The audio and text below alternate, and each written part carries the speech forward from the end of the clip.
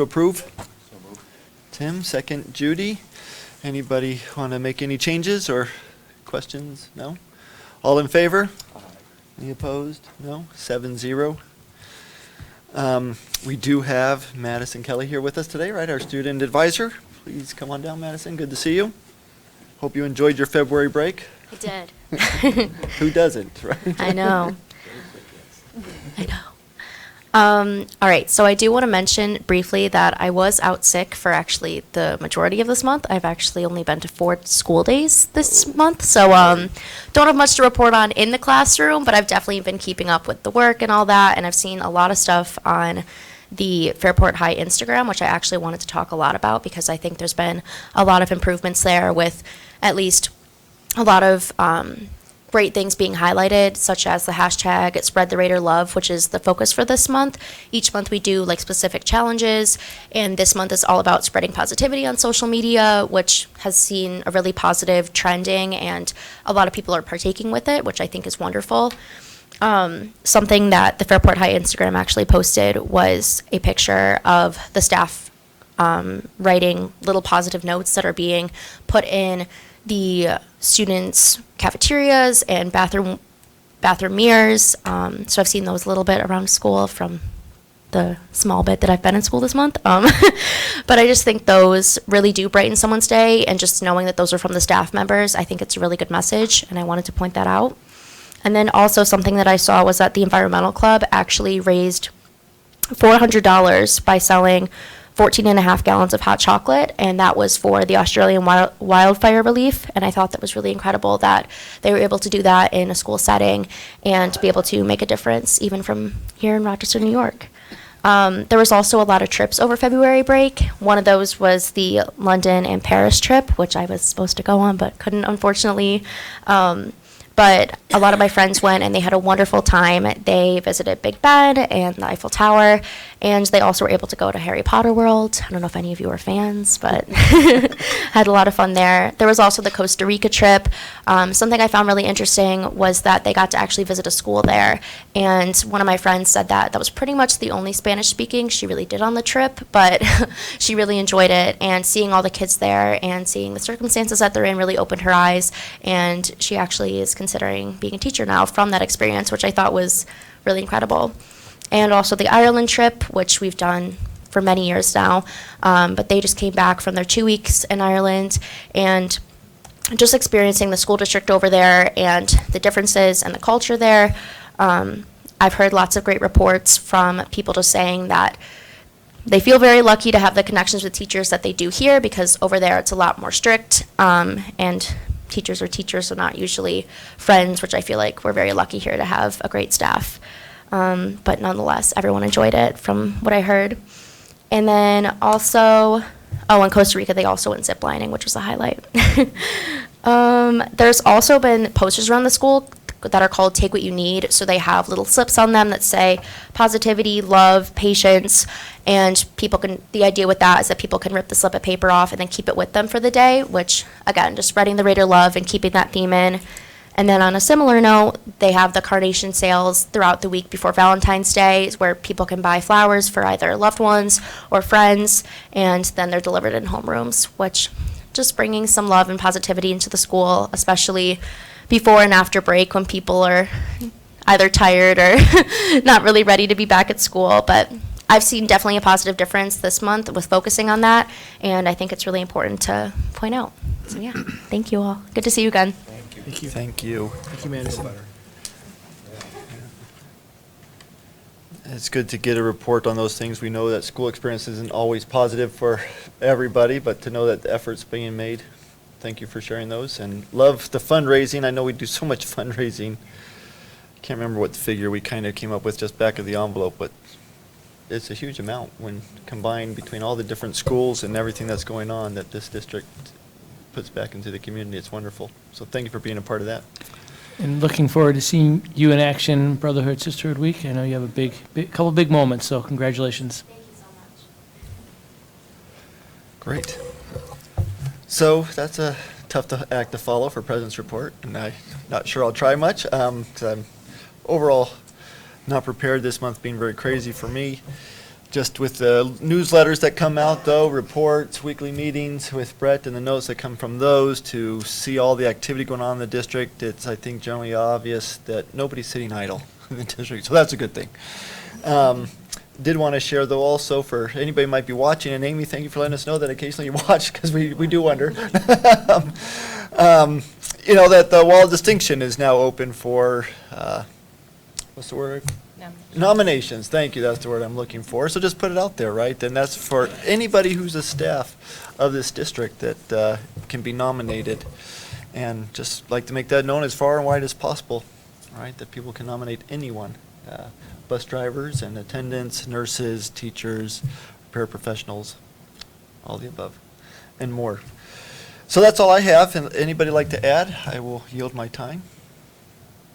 No? Also excited? Very good. Then let's turn the time over, Brett, to you for the superintendent's report.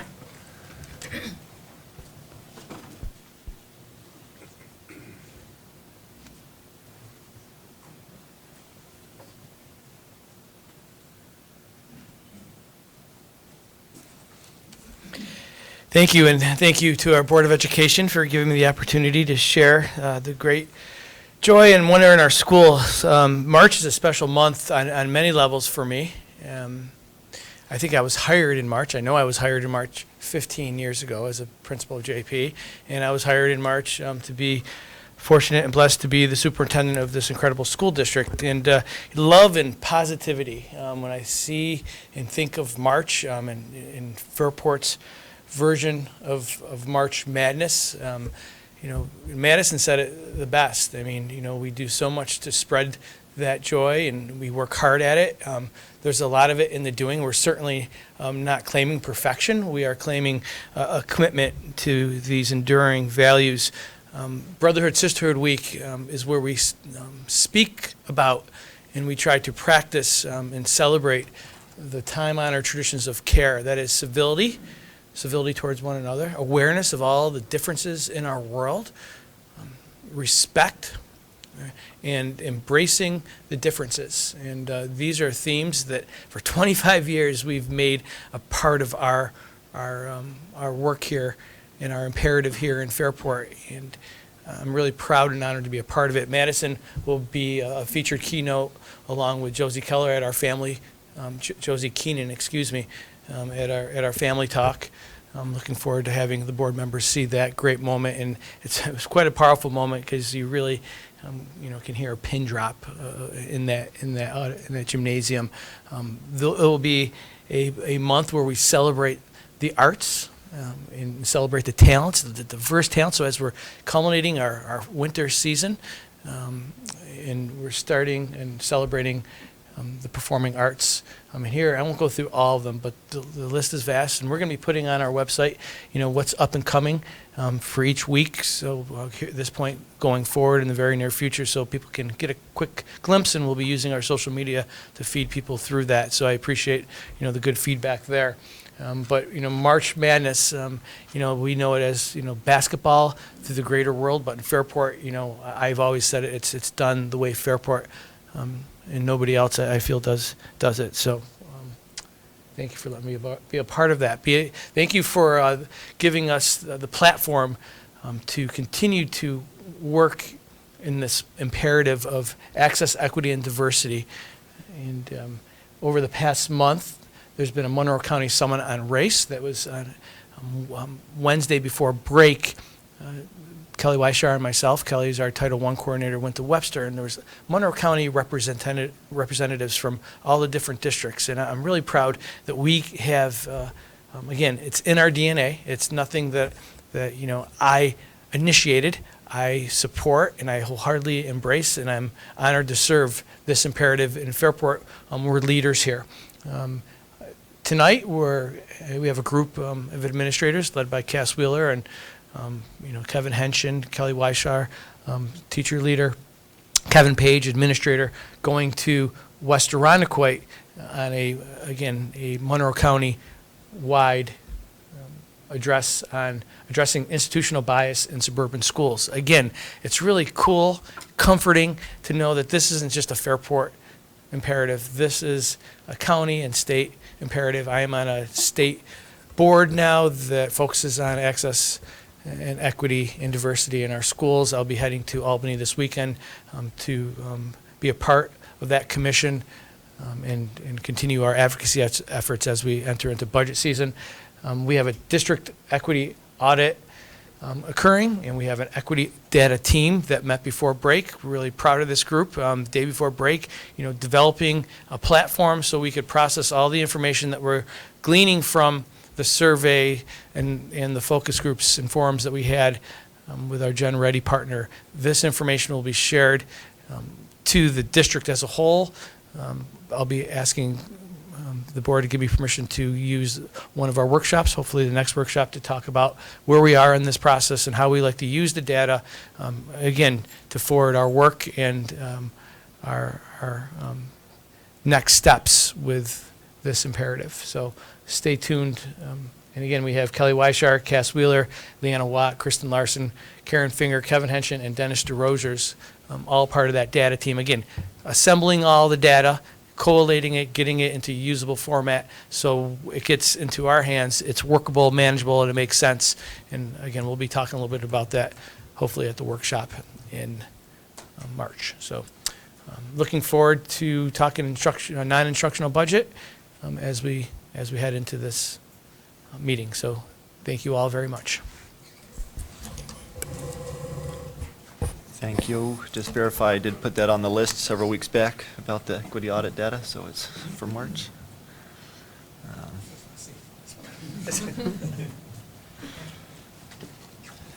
Okay.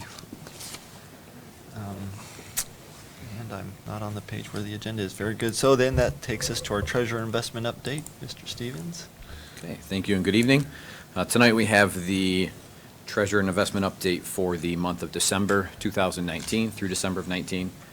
We had a beginning general fund balance of $86.5 million, receipts in the month of $2.7 million, disbursements of $12.6 for an ending cash balance in general fund of $76.7 million.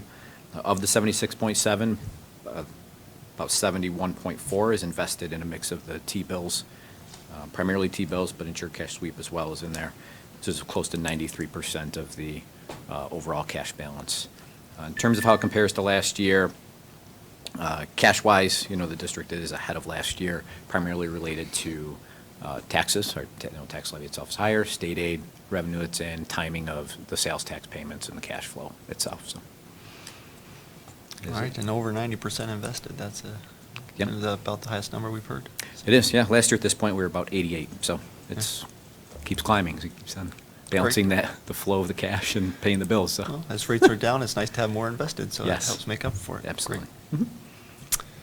Thank you. Thank you. Before moving on to the consent calendar, any questions or presentation comments? No? Okay, we have the consent calendar. Need a motion to approve, or if there's any part of that consent calendar you would like removed for further discussion, now's the time to make such a change to the agenda. No? So motion to approve. Joyce, second. Marty? All in favor? Any opposed? No? 7-0. We do have two donation acceptances from the Fairport Fire Department and the Dudley Police Department, I'm sorry, Fairport Police Department. Hope I didn't offend anybody. Motion to accept. Kevin, first, second. Judy? Questions, comments? Awesome, thank you. Other than a big thank you, right? That's the comment, and no, never mind. All in favor? Aye. Any opposed? 7-0.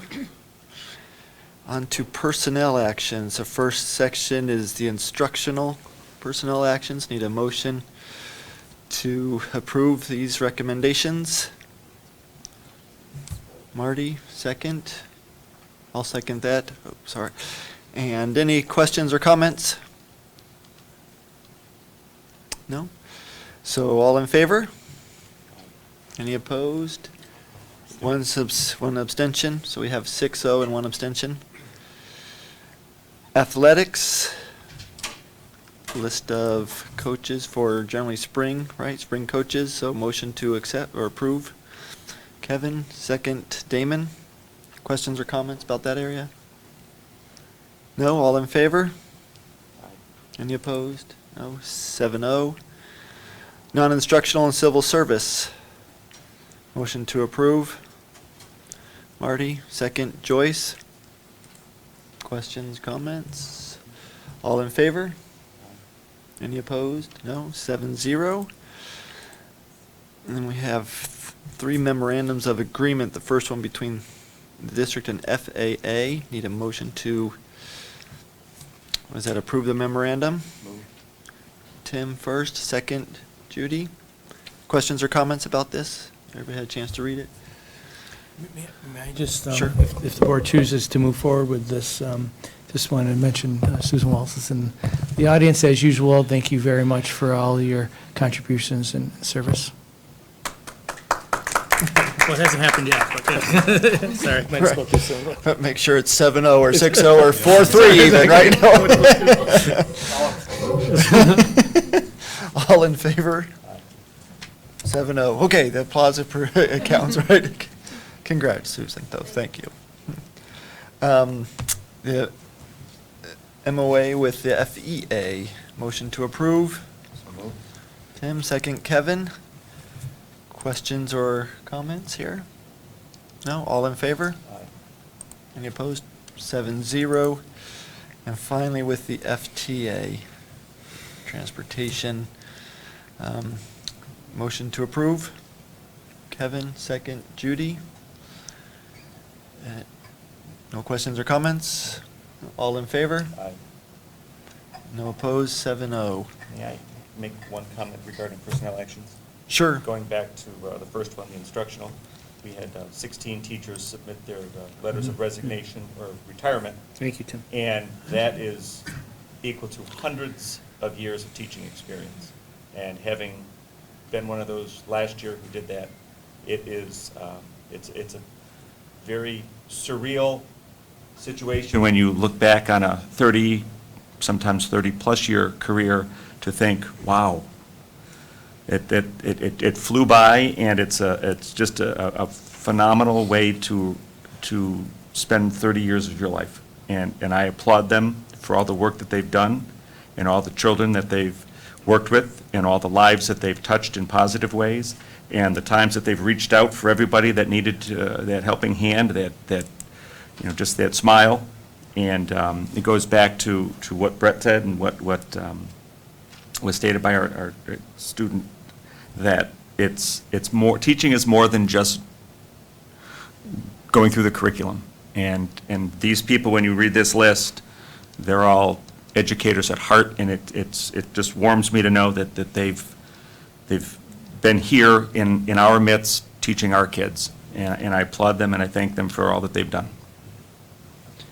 Well said. Tim, thank you for pointing that out. As I look at this list, I mean, these are, I'm sure every one of us that have had kids go through Fairport have been impacted by people on this list, and they live in our neighborhoods, they've helped our children and our families, and they're outstanding teachers. So big debt of gratitude for them and Yes. all the teachers. So thank you for bringing us back. You're Yeah. welcome. Indeed, thanks for not letting us gloss over it. Nothing would make me happier than to deny all those, but except they all earned it and deserve it for the great work they've done. Yes. Thank you, Tim. You're welcome. So we're to our presentations of the non-instructional budget. For those watching, board saw this at the workshop this month earlier. This month? Yes. It's been a long month, even though our shortest month of the year. And so this is our second time seeing it tonight, and the Audit Finance Committee, obviously, we sent those notes out too, and our discussion around this, as well as prepping for the instructional side. But let's see what you got for us now. Okay.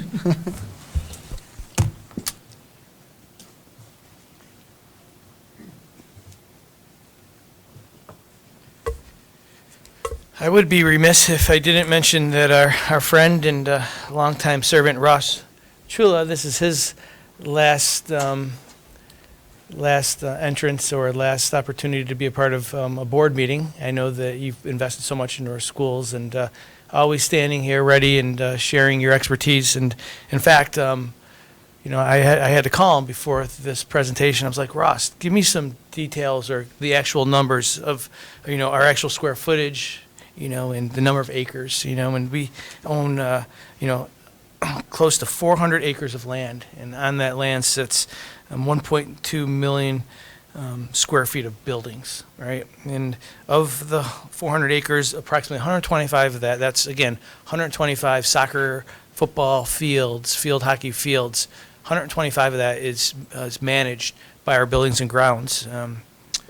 So I first of all, thank you for always being accessible and on call, and thank you for your service. And the non-instructional budget supports everything instruction, right? So if it wasn't for the things that occur in this budget, we wouldn't be as effective and as efficient for our children and for our staff. When we're talking about our facilities, the amount of poverty, trauma, the amount of number of our ELA students are all impacted, indirectly, but I can always make an argument that it directly impacts our programming and our students.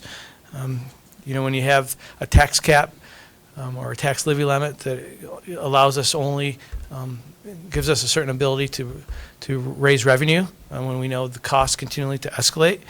There's unfunded and underfunded mandates, and I'd like to say thank you to Matt Stevens and Chris Ecker and Monica Shannon who worked through the details of this to make sure that we have a budget that meets the needs of our programming and the Board of Education's expectations. We're going to go through the budget goals, the proposal. Matt and I will be going back and forth, trying to give it a little bit more pizzazz as we go through our fifth time here. Understanding the trends that have been occurring with budgets and our levy increases through the years, and we'll be reviewing each component of the non-instructional budget. And of course, if the board has questions, we'll take questions at any point in time. Mr. Stevens. Budget goals, thank you. And again, a budget tells a story, and these budget goals speak to where the Board of Education has deemed what our priorities are. Allocating financial and human resources to support development of the appropriate class sizes, programming that meets the wide range and unique learning needs of all of our students, a variety of ways to connect students to our schools and engage them in our programming, curriculum management related to our educational programming priorities, allocating up to 1% of our annual budget for facilities planning. You'll see bits and pieces of that in this budget proposal of the non-instruction tonight. Cost containment, you'll see how we're maximizing BOCES aid and New York State aid to contain costs. And as we go through the budget process, we'll be reporting on our reserves. If I could, I'm just going to opine or comment, right? I mean, I love the goals. I think it says the focus on students, right? Brett says it tells a our story. This is the story we want to tell, whether it's about our facilities. But I can't emphasize enough on the reserves. When I think of the state budget and the states having challenges, education spending at the state level is large. So when it's time to cut, I think they look at the education as an area for savings, right, at the state level. Obviously, that impacts us, and so the use of our reserves is, we always want to make sure that we can manage our life regardless of what the state does. And try and minimize those impacts on the students so we can still focus on class sizes and programming, mental health, connecting students, right, that we can maintain those things during the downturns of the economy.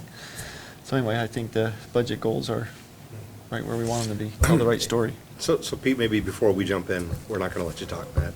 But there was a couple of Saturdays ago that a number of us attended the breakfast with the legislators, and one of the items that they talked about in the budget proposal by the governor was to take several of the special categories and bundle them together, and then actually fold that into the foundation aid formula, not this year but next year, which essentially would be, playing a shell game and cutting funding for those things. So I don't know if you have any updates on that proposal, Matt, but there's a big group of advocating against that I think people have heard loud and clear. So it could put some of the things we're trying to do at risk.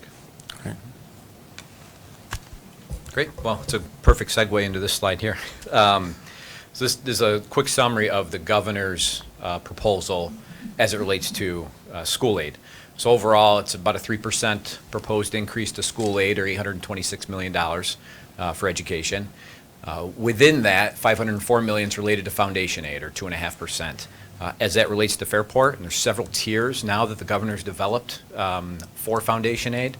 The tier that Fairport falls into allots us about 0.4% increase under that proposal, or $95,000 increase to foundation aid.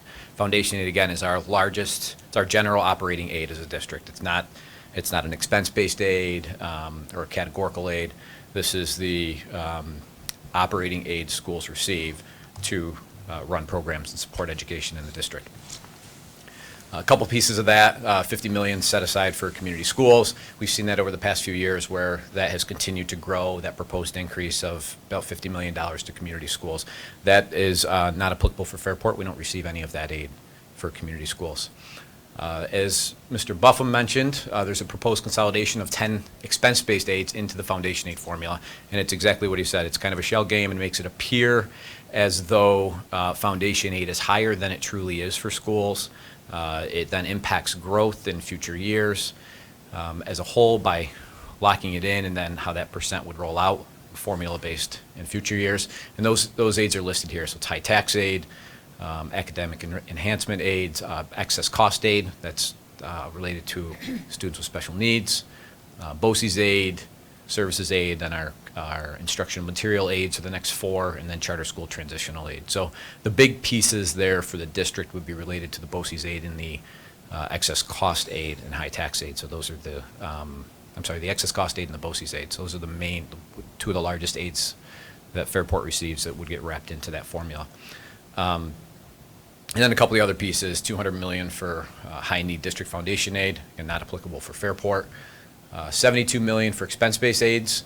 Those are transportation, BOCES, and building. After we carve those aids out of the foundation aid itself, that translates to about a $628,000 overall increase for Fairport for next year.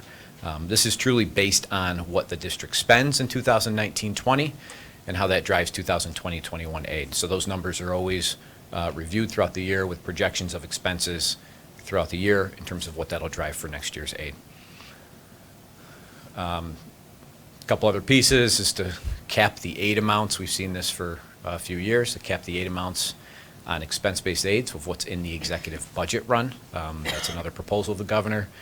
Limits the growth of transportation aid in 2021-22, and then $51 million for those categories at the bottom within the proposal.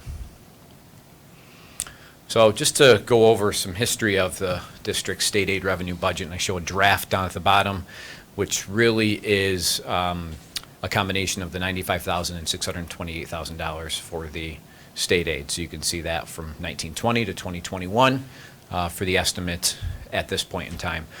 We still have time for the legislative proposal to come out, and then once the governor's budget is adopted, anticipating April 1st when it's due, then we would have the actual final foundation aid numbers, and then it trues up more of the expense-based aids as reports are available to the state and they pull in the data from our reports. A couple of just kind of notes here. You see the big jumps back in 2015-16 and 16-17. Those were related to our restoration of the gap elimination adjustment. So were they really truly increases in state aid to the district? From a cash basis, yes, but from a funding perspective, no. It wasn't. It was money that was taken away many years ago and started to be given back to districts or restored. And then 17-18 is when we had some building aid coming on for the district. So on the other side of the budget, there was an expense for debt. Just another slide of the foundation aid. Again, like I said, 14-15 and 15-16. I'm sorry, 15-16, 16-17 is when you saw the aid restored. So it was $1.8 million was restored in 15-16 and $3.2 in 16-17. So those were our increases. If you look back at the true foundation aid increases, they were, in the smaller range as they are today. So here's what it looks like from a graph standpoint. The bumps a few years back, and now we see the leveling out of the increase in foundation aid, which is where we would expect and project to be as a district from a long-range planning standpoint. This is just a slide of our budget history, tax levy and tax rate. You can see the budget on top. That's the budget to budget increases over the years through 2019-20. Actually, 2021 is not final yet. We're still developing the instructional side of the budget.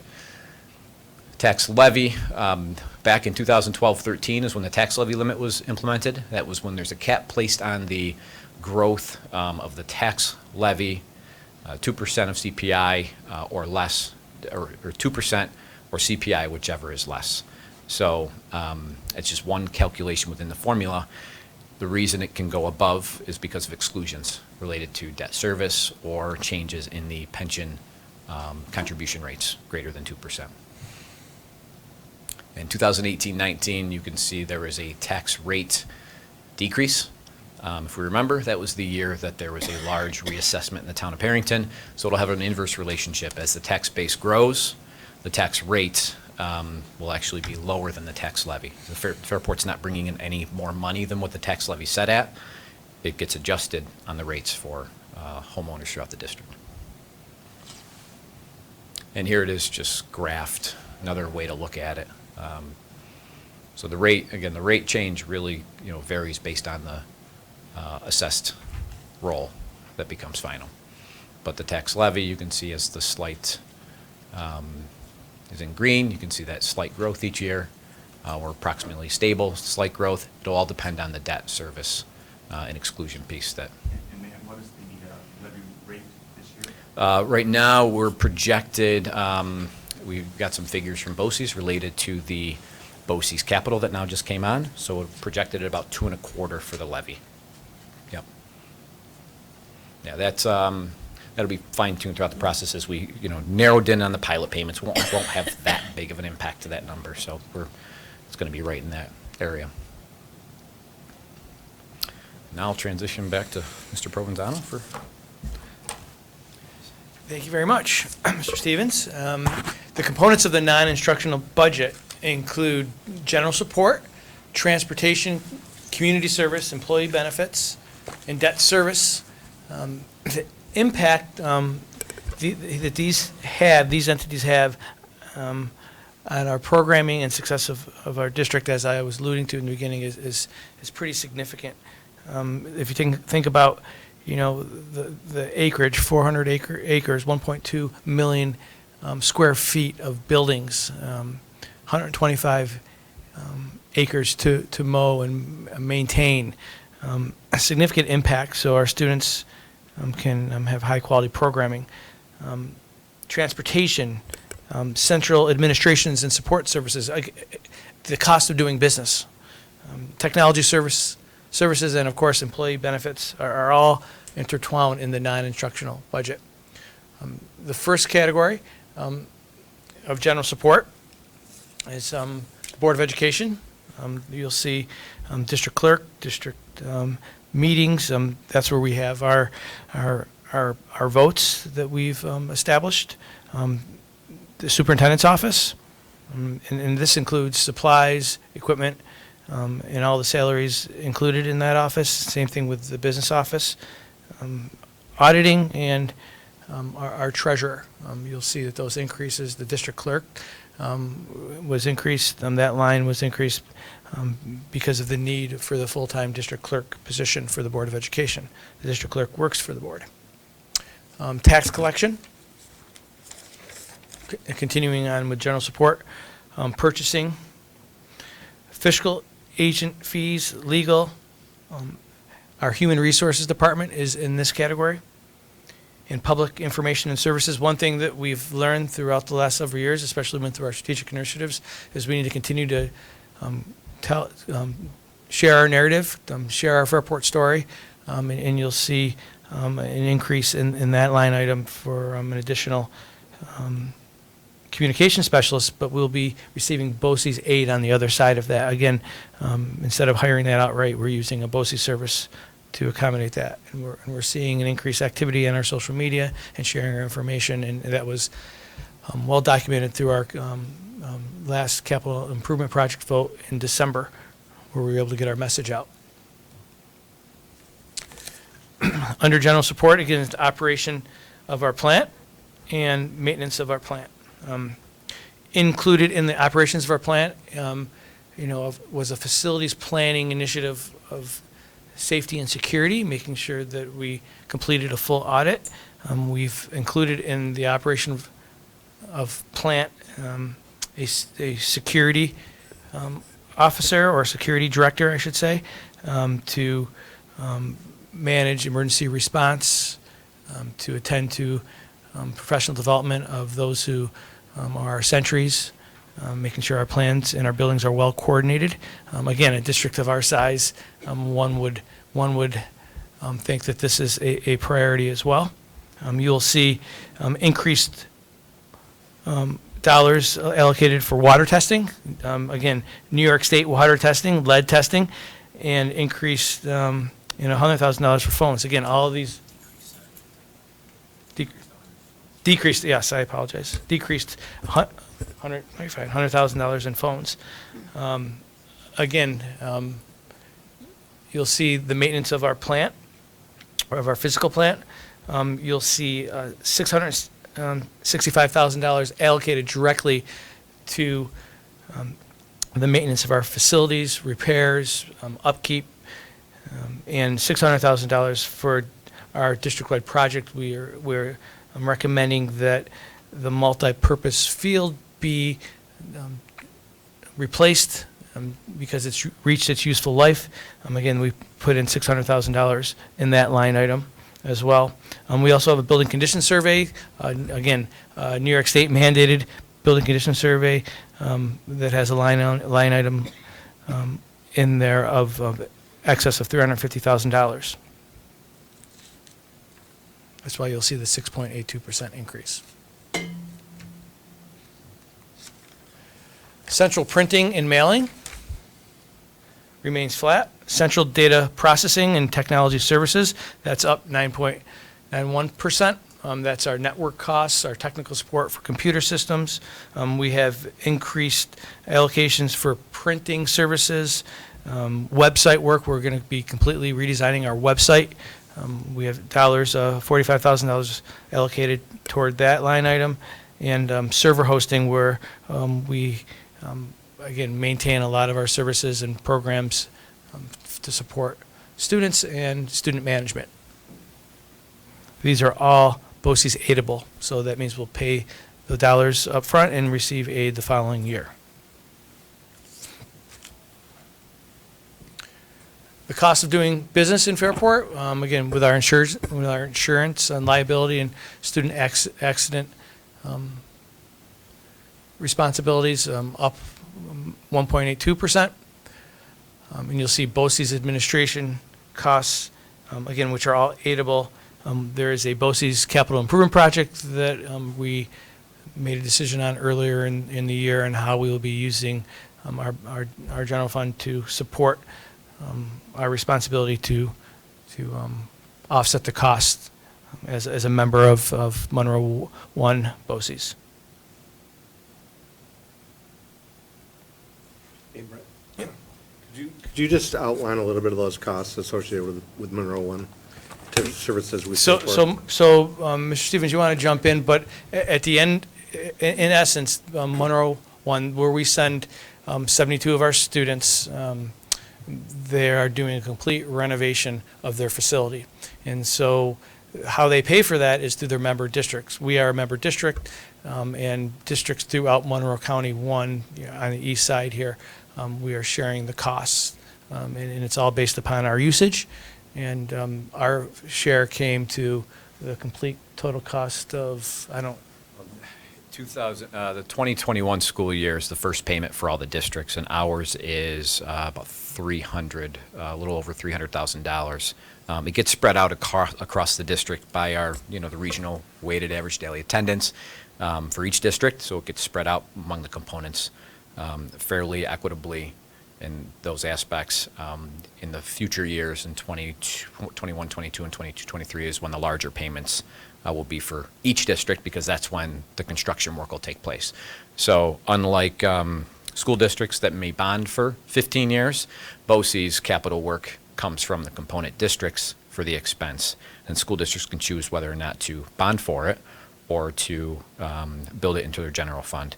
This also, as I mentioned before, with related to our tax cap, has come on as an exclusion on the tax cap for the BOCES capital expenses. So that's the piece in terms of the increase there for next year. The other pieces when the BOCES administrative costs would be,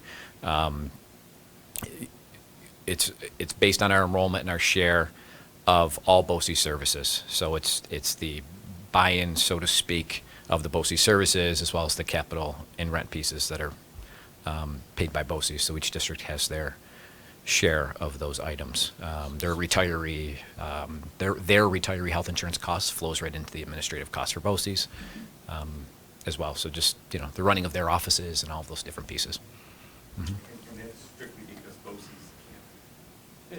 can't. Correct, they can't tax. So, yep, BOCES can't tax. We are the component districts. Fairport schools are actually public. Pay for those. Correct. I also have shared, and I'll continue to talk about it, especially when we do the instructional. I shared a chart that outlines our total usage and how much we rely on BOCES and the services, and I think that will butt up nice to how we get value and how we use BOCES. Again, 72 of our students use those services that are being impacted by those capital improvement projects. And utilities are an operation plan for our gas and our electric. Yes. Yep. I know the electric is pretty sizable, but it would be 3 times that if we were not Fairport. Yep. So in total, general support equates to a 6.5% increase overall. And it's, again, each one of those are highlighted in some here. I just need to say something about the Board of Education, and I think a lot of people in the community don't realize this, that the 7 of us receive no payment whatsoever. And because in other municipalities, the Board of Supervisors, the Board of Trustees, they are paid positions, but in Board of Education, this is all the monies necessary so that we as a board can operate and do the work we're supposed to do for free. Yep, and in here, you'll see, again, the communication specialists increase and the impact there. Again, that's going to be BOCES aidable, getting dollars back, and you'll see the capital improvement project here in that line item, again, which we are obligated to pay through our usage through BOCES. So you get a grand total of 6.5% for our general support. Again, another impressive feat that we accomplish is in transportation, as was earlier shared. We transport daily 6,100 students. Those include homeless students, private and parochial. We have 42 private and parochial runs with shuttles attached to those runs, 34 mandated special ed routes with shuttles attached to those runs. We have tutoring services and obligations that we're obligated to honor, and we do so. And we have, on top of that, 305 runs internally. So it's a real live entity occurring there. And fuel and oil costs definitely influence the cost of doing business there, along with those other pieces that I just mentioned, along with the contracts associated. You'll see the district transportation, the garage building that was recently was in a full year of operation. We have a snow removal contract there. You'll see that line item increase significantly. But again, we'll get aid back on the dollars that we spent for the snow removal. So again, it's if you go to and visit that site and you see the amount of snow that needs to be moved and located and rearranged and transported off that site, just so we can keep our program moving, and it's done in so many different ways. And my hat goes off to the group that's there and the responsibility that they have. And you'll see the costs associated with that. Again, the contract transportation, I mentioned it with private and parochial, BOCES special needs and other incidental transportation needs that occur.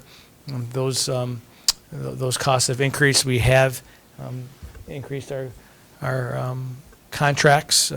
We're faced with a driver shortage. I am hopeful. I'm optimistic that the group that's currently meeting is going to work together to come up with efforts to build upon and maintain our standards of excellence here that are not just a Fairport problem, but are an industry issue. But I'm hopeful that we can create a viable path forward.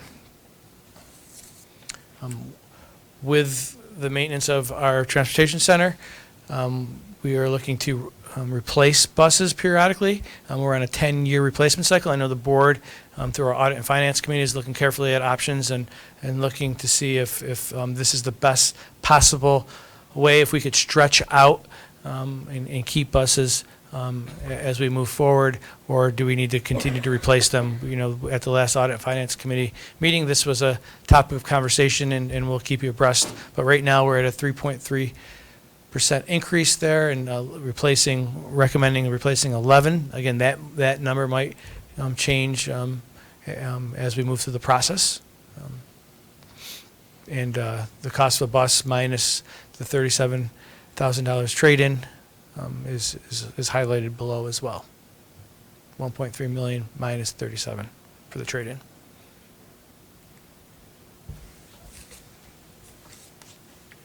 Hey, Brett, so I don't know if it's appropriate, but I do think that just as a business item, I would like to really inspect or spend more time processing transportation and the contract utilization and the costs associated and the buses.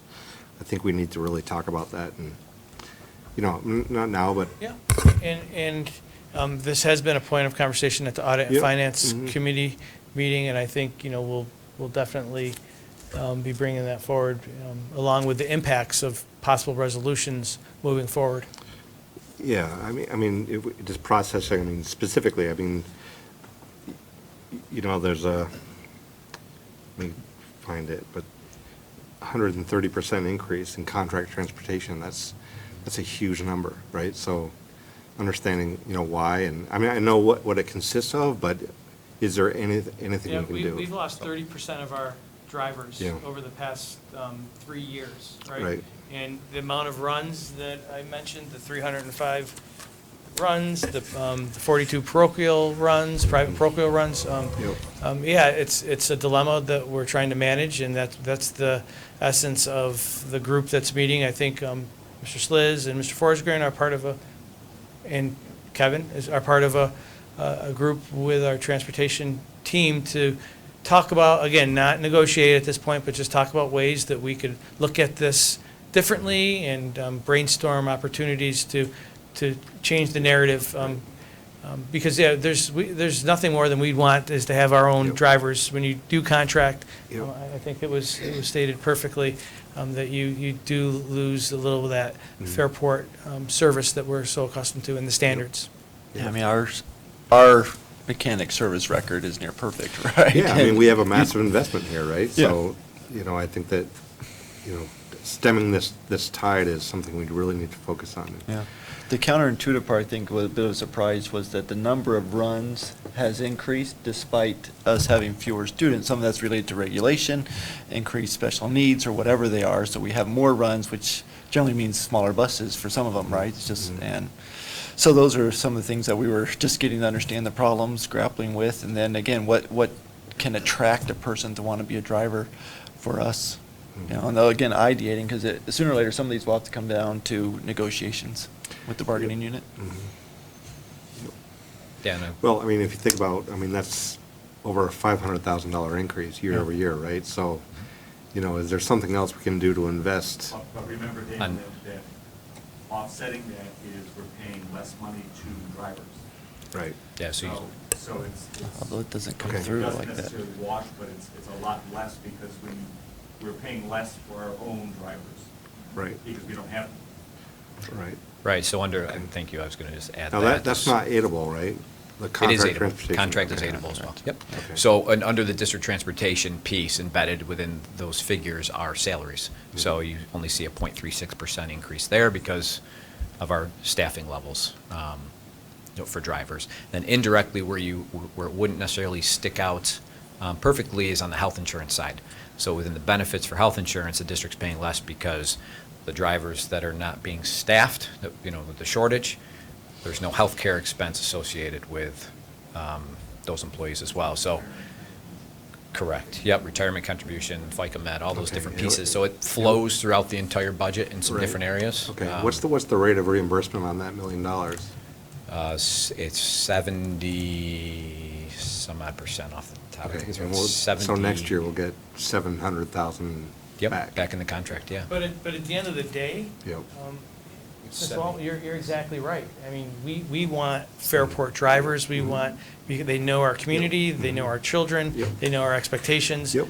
So, yeah, this is sort of a stopgap, but we know that we're hoping Yep. and planning hopefully for better days ahead. Okay. And one of the things that we mentioned at the breakfast to the legislators was that, is it possible to have a different kind of license that's just for bus drivers, which would make the training less and might make it a little more, make people more interested in taking this on and wanting to become a bus driver. So we're going to keep pushing for that with Monroe County School Boards every time we visit a legislator. Yeah, and every time we say that to them, it's like we said it for the first time. You're right, they look at you like, oh, I didn't know. Oh, really? Exactly. But that's why we keep going back and visiting them Right. over and over, to keep So- getting our message. Yeah, that's part of the point of advocacy when I'm Right. going to Albany this weekend.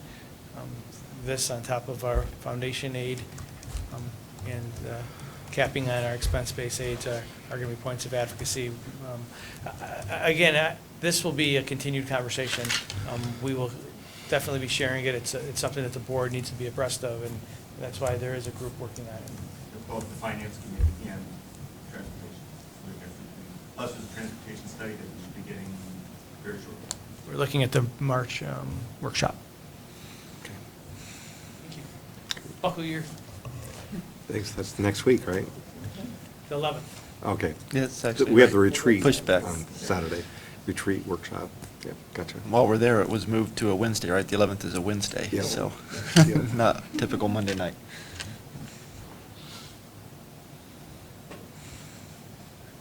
Okay, the next piece is the community service line.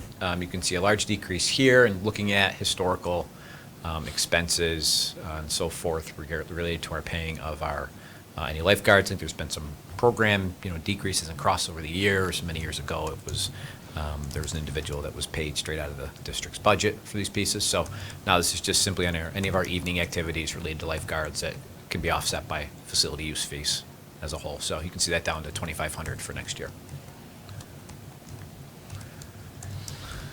Next piece is the employee benefits.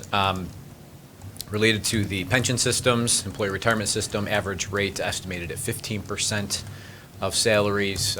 Teacher retirement system, currently estimated at 10.25%, as that, I believe, an estimated rate came out a little bit less than that. So we'll look to adjust, the budget as we move through the process. The TRS, FICA Med, that's our Social Security med payments. That's 7.65% of all wages across the district. Workers' compensation plan, we're part of a consortium. The district is within Monroe County. Obviously, have a slight increase there. It's based on experience and payments that each district has throughout the consortium. Our health and dental, currently projected at 10% increases for the second half of 2021. Our plan runs on a calendar year, January through December. Rates aren't set and finalized till September, October timeframe. So right now, we're estimating, projecting an increase based on historical trend, increases in the past. So that equates to a 7.76% increase overall for health and dental. And the district's part of the Rochester Area Schools Health Plan Consortium. Went self-funded a few years ago and saw some significant cost avoidance related to health insurers tax and some of the fees with the Affordable Care Act. So to continue to try to help and come up with ideas within the consortium itself. And a high deductible plan's been introduced to the consortium a few years ago, and you see districts are starting to get some more enrollment within those plans. So looking at ways and efforts to try to control costs related to healthcare. Other benefits within there, life insurance, unemployment insurance costs, our disability, flex spending plan, our fees to be enrolled to have the flex spending plan available to our staff, health savings account, health reimbursement account. We have an employee assistant program, tuition reimbursements, and then retirement increments. So when folks retire, contractually, if there's a retirement amount owed for, at retirement, that comes out of the other benefits line. So that. TRS 1788, 10.5. So TRS and ERS and FICA Med are all going to be based on there's a percent of salaries. So the 1788 comes from taking salary increases projected from current year to the following year and then applying the contribution rate to those salary increases. So it won't, the 10.25% and the 15% won't equate to what budget to budget will be. So for example, ERS, that could be because of some retirements we've had throughout there, transportation, right? You would see some of that. So, good question. Yep. So total benefits increase about 8.3%, primarily related to the health insurance. And we continue to watch that as this year goes by and we make payments through the months. When the new rates went into place in January, as we continue to get the bills and it settles in on the true projected amount for when Excellus catches up with all the invoicing and so forth to the districts. What was that number last year, Matt? Last year, that number was this year's number. So I'll go back 2 years because you kind of look at it from What was the percentage change last year? 0. So we Okay. didn't increase the budget, anything for 1920. Because if you remember, in January of 19, health insurance premiums went up 1%. So because the district had already budgeted and estimated from the year before planning budget for that increase of 8%, I believe is what we budgeted back then, 8 to 10%, we didn't need to increase the budget for 2019-20 because we had already had that built in from the previous year. So we kept budget flat this year from last year. However, January of 20, rates went up over 8.5%. So we saw the increase, but that was already planned for from a previous year. Make sense? So, the plan had a good year, which it had not had since I've been here, 1% increases. Normally, they have been from 6 to 11.5 as a whole. Okay. Next piece is our debt service and interfund transfers. So, see a couple of things broken down here. Within the debt service, I have in parentheses bands. Those are bond anticipation notes. So when the district's going out for short-term debt, you'll have interest payments that'll come out of general fund. For our long-term debt, once we've bonded long-term, we do a transfer to our debt service fund. It's just in terms of where it's booked for the final expense. But overall, if you combine the two, it's actually down a little bit for our debt payments from 1920 to 2021, all based on any debt retirement and the local share retirement that has come off for the district. Our transfer to special aid fund, that's related to our summer programming. The district receives back aid from the state, and then the local share actually gets paid by the district through the transfer to special aid. It's about 20% of the cost gets transferred over. So we budget $230,000 there. And those are all based on our final costs for the summer special ed programming. And then our transfer to the capital fund is related, it's our capital outlay budget line. Districts are allowed to budget and spend $100,000 per year on a capital outlay project, of which school districts receive building aid for. And that building aid comes the year after the expense happens. Right now, the district is looking at JP for a nurse's office renovation over there. And these pieces all come from any, requests that have come up in years past, and really also trying to balance in a construction cost of anywhere from $80,000 to $85,000, because that's about all you get in the construction cost, because each project still has to be submitted to SED by architects with plans and specs and be approved. So you're not getting a ton of cash really available to do the work, so it has to be balanced and fit in as best we can. Over the years, we've done air conditioning in the Martha Brown Library. This year, we're putting air conditioning in the Brooks Hill Library. Next year, we're looking at replacing some doors at Fairport High School. And we have done the sound shell within the Fairport High School auditorium, and we reconstructed the entryway over at Jefferson Ave. So they're really small projects. You know, the door project is a nice ideal project, because if bids come in a little high, you can reduce it down by saying we won't do all of the doors. So, and the project can only be done at one building. It can't be spread out across multiple buildings. The state restricts it to one school building for the work.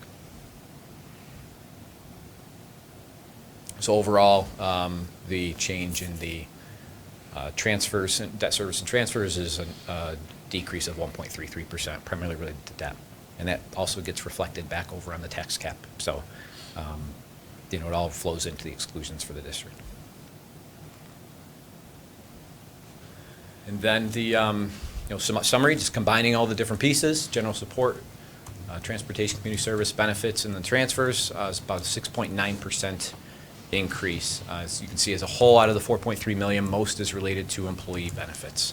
And then you have the other pieces that we talked about with the transportation related to the contractual, you know, contracting out. Then our general support within the BOCES expenses, as well as the building condition survey, state mandated building condition survey, and our water testing, and those increases as well. What was that number last year? The total increase? It's around, I think at this point in time, it was, may have been low, it was lower last year. Off the top of my head, I don't have it, but I could look it up, because the benefits would have been much less. Yeah. Okay. The backdrop beyond my question is just from where we started with the 95K foundation aid increase. That's 0.4%. So we have a 0.4% increase in foundation aid. Now, I realize we're only partway through the process right now, but that's in the back of my mind. I'm like, how's the math going to work, right? So, I know we'll get there, but.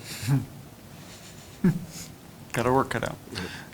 Last year, just in knowing the numbers, I could say that number was probably close to 1.5 to 2 million less because of the health insurance. Mm-hmm.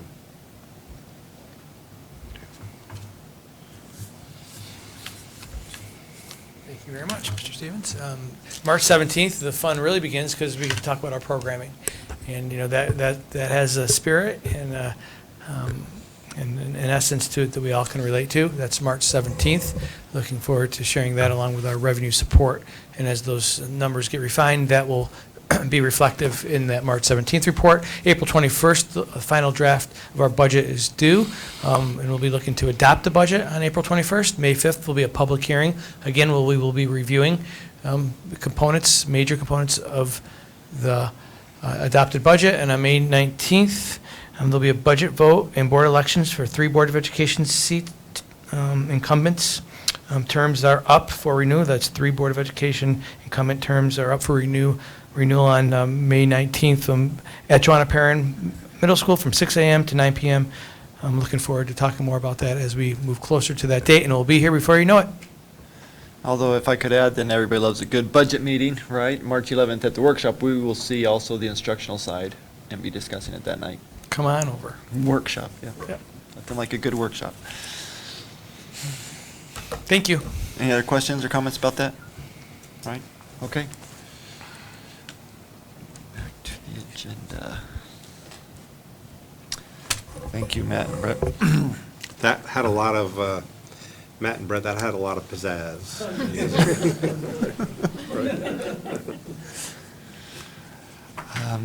Okay, well, speaking of, I guess you ended with the votes. We have first on our action items is to appoint vote personnel for that very day, right, in May. And so we need a motion to approve. Joyce first, second Marty. Any questions? Or this is discussion and action items, right? No, we want to approve as many of these people as we can. All in favor? Aye. Any opposed? No, 7-0. Textbook approval. Is that here tonight? Just out of curiosity, did it come? There it is, thank you. For anybody who may want to see it. Told that the movie was also very good. I have not yet seen that. But anyway, the approval of this textbook, The Hate You Give. Marty first, Kevin second. Questions, comments? Great book and movie, really good. So I see this is for English 11 regions and AP. And again, reflective of Yeah.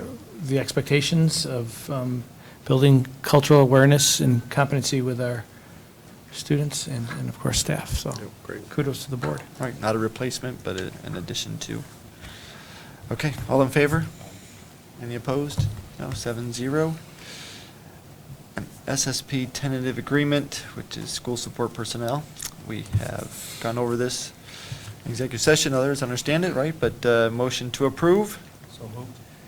Tim, second. Judy? Additional questions or comments? Oh, all in favor? Thought you wanted to speak. Great. Any opposed? No? 7-0. Claims auditor reports. We have 3 months there, reviewed by the Audit and Finance Committee as well, if there are questions. So motion to approve. Marty, second. Joyce? No questions or comments? Very usual reports. All in favor? Any opposed? None? 7-0. The single audit report. Motion to approve. Marty, first. I'll second that. I have a hard copy in my backpack here, or anybody wants to read it. Nothing like a good audit report, okay? All in favor? Any opposed? 7-0. Extra classroom activity fund report. This one is generally more enjoyable to read for various reasons, because it involves student interaction as well. But a motion to approve. Kevin, second. Second. Tim, questions or comments? I just wondered who is organizing the instruction of all of those clubs. That's incredibly impressive that clubs at every level had budgets that were being followed and receipts and. Every club has an advisor, and in each club, they choose an advisor to work with a student or 2 students to manage that. An impressive list. Mhm. Was, and, it's several $100,000 each year. That great learning experience, but the audit shows that there's learning to be done, Mhm. right? Which I think is great. None of them have ever been Having- serious. in Having my done opinion. that for 30 years, it's always been interesting. Yeah.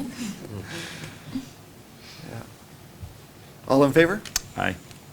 Any opposed? No? 7-0. I didn't vote, actually. Approval of the bond resolution for our capital improvement project. You can see the resolution there in the public content area. Motion to approve. Judy first, Kevin second. Questions or comments about the resolution itself? Language, okay, all in favor? Any opposed? 7-0. Standardization resolution. Excuse me. Motion to approve. I'll make motion. Judy, second. I'm going to ask you to remind us what this is for. Yeah, that was my question. Why do we need this? Districts are allowed to do standardization resolutions related to many of the different products and systems we have in place throughout the district. If you take a look at the list, you see telephone system, lock systems, Surveillance. surveillance, Heating, video cooling. management, energy Yep. management. Yep. And there actually was a standardization resolution that was approved many, many years ago. And this is updating that resolution to be sure we have the proper names in place, especially as we're embarking on this larger capital project. It allows for efficiencies when it comes to. I still don't understand why, though. You would deploy what was appropriate. Is Well, this so when you're more- doing, is so this- in a capital project, when you're doing lowest responsible bidder, Okay. and you put an or equal item out there for bid. Okay. It can be very I challenging gotcha. to Okay. really. So it sets the standards for the bidders. For the bidders, Okay, correct. I So gotcha. that's the standard for the bidders. It Okay. doesn't limit, the actual bidders. It just identifies Yeah. Right. the product that Okay, we. I gotcha. So when projects are spec'd, they're spec'ing to what we already have so that it's uniform. And the rationale for why we're choosing what we're choosing is because the board has a resolution. Yeah, and Correct. the main way to be able to spec it for best lock systems Okay. is to have that standardization resolution in place. Right. Cost containment, too. Sure. We didn't want Aaron or Ross trying to monitor 10 different systems that are. Well, I understand why Right. standardization makes sense, but I think that that's the way we choose to deploy. as a standard way versus having the board pass a resolution stating, like, I'm not sure, sure. You'd run into a real challenge at awarding bids, to be able to say whether or not something was an or equal. So a lot of times when it's bid as an equal product. Right, but couldn't you, when you submit the bid, just specify the, Not without the resolution. okay, all right, okay, Because state law says we have to State, go yep, with New low York bid. State. okay, And with a resolution, we can okay. alter that. Gotcha, okay, Mhm. all right, yep, got it. Good question. Thank you. All in favor? Aye. Right. Any opposed? 7-0. Having fulfilled our 30-day and public comment area, we can move on with the final Smart School Investment Plan. So I need a motion to approve the Moved. plan. By Tim, second. Marty? Any further questions, or this is what will be submitted then, right? All in favor? Or- Aye. Just as a comment, I mean, Smart Schools was passed, what, 6 years ago we were awarded this? Is it that It many? was 5 years ago. 5 years ago? Yeah, 5 years. That was And it'll my still be. first year, and we're. Still be a year. It's a big moment for me right now. Yeah, right. Yeah, we told her 5 years ago. Yeah. But we still have a year to go before we actually spend the money, right? For them to approve it. Yes, Yeah. yeah. Their approval process is very slow. Okay. We're getting closer. Well, and I think well thought out as well, right? It could have been used for things that by now would have need to be Gone. replaced, That's right? right. I don't think that was Absolutely. good use of the money. So, For sure. yeah. Architectural services for the Smart School Investment Plan, then the motion to approve. Judy first, second, Damon. Questions or comments? All in favor? Aye. Any opposed? No, 7-0. And then architectural service for our 2019 capital improvement project. Motion to approve, I'll make the motion, second. Joyce, questions or comments on this? All in favor? Aye. Any opposed? No, 7-0. And then construction management services for our 2019 capital improvement project. Motion to approve. Marty, second, Kevin. Questions or comments? All in favor? Aye. Any opposed? No, 7-0. Real property resolution with Victor Road. This is for moving forward, potentially looking at the disposition of our White Brook. Is that what we've been calling it all this time, right? Our White Brook property. So motion to approve. So moved. Tim, second. Joyce. Questions or comments? All in favor? Aye. 7-0. And school-sponsored field trips, motion to approve the submissions. Judy first, Joyce second. All in favor? Aye. Any opposed? 7-0. And last but not least, glad it made it to the agenda, as I don't know about you all, but I have gotten a good number of questions on the calendar already. So the calendar for 2020, 2021. Yes. They approved it at that district, where are we? Right, yes. So a motion to approve our calendar for the next school year. Moved. Tim first, second. Marty, questions or comments? You know, do we get enough days around Thanksgiving? No, I'm sorry. All in favor? Aye. Any opposed? Okay, 7-0. Whew, that was a long list. So we have a motion, or we're going to be going into executive session. I think, if I'm not too inappropriate, rearrange the board comments. Anybody want to make a board comment before we do that? Should I make an official motion to rearrange the agenda? I'm going to just let it slide, okay? No, anybody else? Comments? Just to let people know that, you know, we had just the beginning of the budget presentation today, and we have seen the numbers, and we've asked questions, and we've been talking. We're going to continue to talk at workshops, and this is something that we all take very seriously. Our fiduciary responsibility to the residents of the community is utmost one of our major jobs as board. And this is something that we do take lightly. And please, if anybody has any questions, comments, don't ever hesitate to reach out to us with just giving us your comments, because we'd like to, you know, any feedback we have is important as we go through this process. Thank you. Thanks. Anyone else? Okay, then need a motion to enter into executive session. Tim, Judy, second. All in favor? No one opposed? 7-0. Thank you all who came tonight. Appreciate your attendance. Oh, and I think I'll announce, we're not planning on making any decisions afterwards, so when we reconvene, we'll also probably go right to adjourn.